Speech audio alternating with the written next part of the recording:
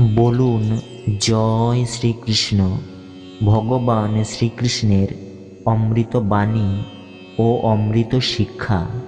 সুখের ইচ্ছা শেষে আমাদের দুঃখের কারণ হয়।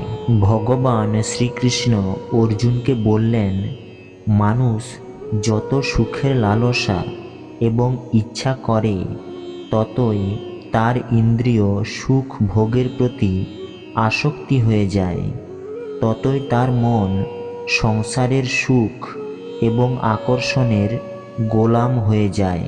যে যতই সুখের জন্য দৌড়বে তাকে ততই দুঃখের মধ্য দিয়ে যেতে হবে, কারণ এটাই সংসারের নিয়ম।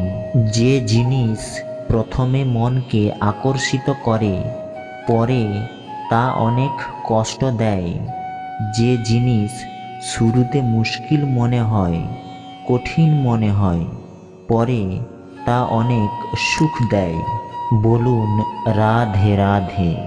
কামনা, ক্রোধ এবং লোভ সর্বনাশের কারণ। এগুলি নরকের দ্বার।